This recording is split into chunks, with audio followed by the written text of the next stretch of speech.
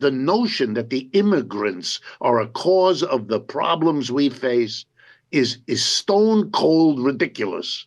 It may be a clever scapegoating, it may work to get you votes, but it has nothing to do with reality. Number two, immigrants plays bigger or crucial role in United States of America. And when you see that Donald Trump is deporting immigrants, and you as a white person in America or a white American, you are happy of it, just know that at the end of the day, this will have a negative impact to the economy of USA. Okay, it has both negative and positive, but the way migrants play crucial role in the United States of America, that means that it will have a lot of negative impact to the economy of United States. Now, the video I'm going to react today is about this guy called Richard. It's about this professor, a white professor called Richard Wolff. He's telling you how deportation and how Trump is running the country of United States will have a negative impact to the economy of America. And this is a wake-up call, and it's a warning to all you black folks or to all Africans in diaspora. It's a wake-up call for you to move out of United States of America, because at the rate how Donald Trump is doing things, America is going down. Listen to this professor. He has said it openly how it is without sugarcoating, and then we'll come back again and talk about it. What would you say would be some of the economic consequences? Yes, before I do, let me also say, and maybe I'm wrong here, I hope not. For better or worse, and often it's worse, but sometimes it's better, America is a very religious place. And all of the major religions here, Christianity, Judaism, Islam, they all say that what Allah or God or whatever it is you believe in wants you to do is to welcome the refugee, to open your arms, to open your heart, to give him a meal, to do all the things that the Bible and other holy books tell us to do. I think you're going to see, maybe sooner than you imagine, an immense reaction in this country, which will be driven by a well-deserved guilt on the part of this population for what they are doing. And, I feel that as strongly as I feel the guilt that will descend on the Jewish people for what has happened in Gaza. But putting that aside, here's the economics that you've asked about. The Department of Homeland Security says there's somewhere between 10 and 12 million undocumented immigrants in the United States. So as an economist, let me make one thing clear. We are a rich country of 330 million people. The economic problems we have, which are severe, could not ever have been caused by 10 to 12 of the poorest people on the planet. The notion that the immigrants are a cause of the problems we face is stone cold ridiculous. It may be a clever scapegoating, it may work to get you votes, but it has nothing to do with reality. Number two, there are certain industries that concentrate undocumented immigrants. Agriculture is a big one. The restaurant business is a big one. Yes. Construction is another big one. And then there's a whole host of other industries, but those are the big ones. In those industries, undocumented immigrants are a major part of the labor force. Not only that, they are a more important cause of the profitability in those industries than their mere numbers would tell you. Why? Because an undocumented immigrant can be and is regularly abused by the employer. Yes. For the obvious reason, which if you have any contact with these folks, they'll tell you 10 different stories. I've heard them all. It's Friday afternoon. Everybody's going to pick up their check at the front office before they go home. The Jose arrives, he stands in line, waits for his check. The boss says, Jose, we've had a terrible week. We didn't make the money. I can't pay you this week. But if you come back next week, I can be sure to pay you. What is Jose going to do? Answer, nothing. He dare not go to any government office because he's an undocumented. He can't show a paper. He can't show a residence allowance, nothing. He's terrified of going anywhere near the labor office. There's nothing he can do. And the employer knows it. The employers look for these people because of this. And I'm not going to take your time and mine to talk about the abuse, sexual and other, that this situation invites in all the ways you don't need me to tell you about. Okay, now let's imagine you deport them. First of all, that costs billions, because you're talking about 10 to 12 million people. You have to house them, you have to move them, you have to feed them in the process, you have to deal with the umpteen million lawsuits that will immediately crop up around all of this. This is going to take time and is going to cost personnel and it's going to be an immense expense. But that's the least of it. Here comes the big one. Every one of those industries is a crucial player in the inflation level of the United States. Who's going to pick the lettuce? Who's going to pick the fruit? Who's going to do all that work? Who's going to clean the dishes in the back of the restaurant? Who's going to clean up at the end, the evening when the patrons of the restaurant go home? Well, the answer is you either close the restaurant, and that has economic consequences, or you close the farms, and that's really not an option, or you're going to have to hire Americans. And Americans won't be afraid to go to the labor office if you don't pay them. So you're going to actually have to pay them. And you're probably going to have to pay them a good bit more than the immigrant for all the reasons you normally pay immigrants less than native workers, which means the cost structure of these industries is going to take off. And you know what they're all going to do, those employers? They're going to raise their prices.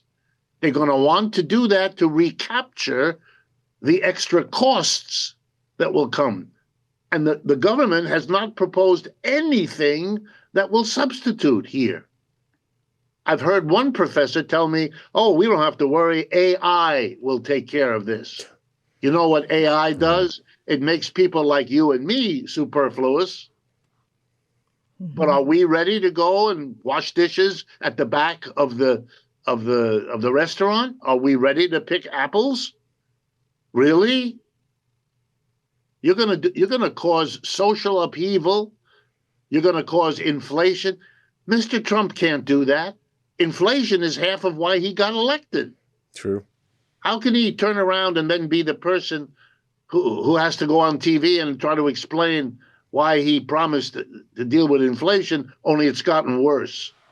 And he won't be able to tell the truth. It's because I'm deporting everybody, because then the argument will be as clear as day for people. So you're going to have to watch now as the various cabinet secretaries, bizarre though they are, have to undo what it was he's promised. What you're watching with Trump and Elon is pure ideology.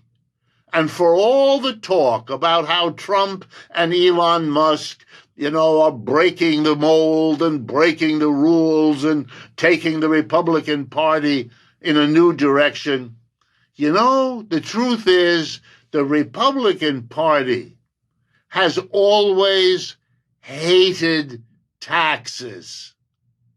That's how they built the Republican Party. It's a coalition between the business community, which doesn't want to pay taxes, and a whole lot of special constituencies which are brought together in the Republican Party with a deal. We'll give you the special thing you're interested in if you make sure to keep the taxes on business low. So the Republicans pander to white supremacists, and the Republicans pander to gun enthusiasts, and the Republicans pander to the anti-abortion fact. These are their constituencies who come together in the Republican Party, and the deal is you support anti-taxes, and we will help you with the guns and the fundamentalist Christianity and all the rest of it. Okay, we all know that. Okay, what Trump and Musk are doing is cutting taxes. How are they doing it? By laying off millions of public employees who, if you don't have to pay them, well, then you don't have to raise the taxes. They're all worried sick about one thing. No one should make a mistake. When Mr. Trump was president the first time, the one major economic act of his first presidency was the tax cuts of December 2017. One of the greatest tax cuts in American history, focused mainly on cutting corporate taxes and taxes of the rich. That act included that all of this would come to an end. Remember, it was back in 2017, in 2025, this year. So Mr. Trump's real agenda, he hasn't discussed it much because he's got to kind of manage it. His real agenda is to extend those tax cuts, to rewrite that bill to make it last another 8, 10, 12, however many years he can get. The problem is our government is already spending way more money than it raises in taxes, partly because of that tax cut in 2017. So he's got the problem, how can I extend the tax cut and then face the American people with trillions of dollars in government debt, which I promised to deal with? Answer. Tell a very conventional Republican story. I'm getting rid of unnecessary government fat. You used the word before. I love that. It's like losing weight. Who could object, right? We're on a diet. So we're on a diet. We're getting rid of the fat. That was never true. That was just pure ideological nonsense. They don't care about all those needs going unmet.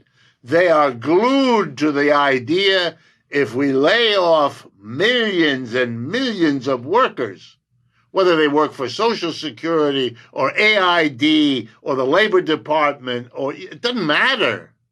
All of that money that we would have to raise in taxes to pay for them, we don't have to anymore. And we'll go to the American people and say, look, who cares about all those public employees who lost their jobs? I am able to say to you, we will not raise your taxes. Look at me, aren't I wonderful? Welcome. Now, there's a lot of things that Trump is doing, and MAGA are complaining, starting with the deportation. Those who voted for Donald Trump and are being deported, they are complaining. The tariffs he has put and everything is going on, the economically. The MAGA supporters or MAGA voters now, they're claiming to regret, or a lot of them, they're regretting. You see them on this talk and social media crying, we call it tifafo. And it's amazing to see that the things that happen to the whites, or things that usually happen to the black people after voting for their wrong leader, always also can happen to these white people. So no one is exception. Now, immigrants play a crucial role in the United States economy, society, and culture. That's for sure. So if these immigrants are being sent away, that means that not only other races, but even white Americans, you will go in an economic crisis. One of the crucial role that migrants play is economic contribution. The labor force, support, entrepreneurship, tax revenue, okay? Because it's only the immigrants who can be paid less. Immigrants fill critical jobs in industries like agriculture, healthcare, construction, and technology, often doing work that American-born workers are unwilling to do. Like the work, like agriculture, American-born guy doesn't want to do agriculture, from America doesn't want to do agriculture. The construction works, American-born guy does not want to do that. So these jobs or this labor force, the support is from the black people or from the Asian or from the Latinos. So by deporting these fellow brothers, it will cause an economic contribution, either negative, okay, a negative impact. Another thing that immigrants are of help to United States of America is innovation and science. Immigrants make up to significant portion of scientists, engineers, and doctors in the US. Many breakthroughs in medicine and technology came from immigrant researchers. That is to tell you that these immigrants you see there, like the white immigrants or black immigrants, they have their own mind. And I always tell my black brothers that if you come back to Africa, use what you know to build Africa. That means Africa will be great. Because I understand a lot of black people or African in diaspora, they know some things that we don't know. They are most educated, they are most exposed, so they can do something better for the country in Africa. Contribution of immigrants in America is through demographic and social stability. Like immigrants help in aging U.S. population by having higher birth rates and sustaining workforce levels. Another thing is they enrich American society through food, music, art, and traditional, making the U.S. a more dynamic and multicultural country. If you deport all black people, that means you will not have art. See how art has shaped United States. See how musician has shaped United States. So Americans too benefit from immigrants in various reasons. They benefit from migrants through global competitiveness, like immigrants strengthen American global connection, helping with trade, foreign relation, and investment. They usually work into military service too. So by sending immigrants away, who have been there for your country, who have been stand with you, who have been putting the country on feet, avoiding them and sending them away from your country is something that is not good. Now, the negative effect of migrants in the USA, number one is the labor shortage. Now, the white people in the USA will not have jobs. So, the mass deportation may be used to create a lot of job opportunities. But if it doesn't do that, then it does not have anything. Economic contraction. Undocumented immigrants contribute to the economic by speaking on goods and services. Their removal reduces consumer demand, which can slow economic growth. Now, let's watch this space. Let's just watch how this deportation will affect America economic. I believe black people have seen a lot in the United States, and they know their worth, and that's why they were telling Latinos and warning them not to vote for Donald Trump, because they knew what Trump is capable for, and they know that they are the ones who have built this America, and they know again there's some jobs some American-born people cannot do, and that's why you see some black migrants, they want Latinos, they want people against voting for the MAGA, but so literally Latinos are on the streets, they are protesting, but black people are just sitting and relaxing, saying that we cannot mingle between that. But at the end of the day, Wolf has said that the deportation of America or the deportation of immigrants will ruin the economy of America. And that is why a lot of rich white people too are running away from America. That's why some people too are predicting the fall of American empire. Choices that Trump is making right now, it will affect the America of tomorrow. And this is just a warning. Black people, African diaspora, come back home. Come back to the motherland. Let's try to build something here. Okay?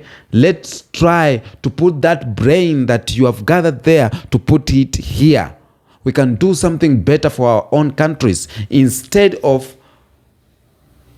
being somewhere that no one likes you.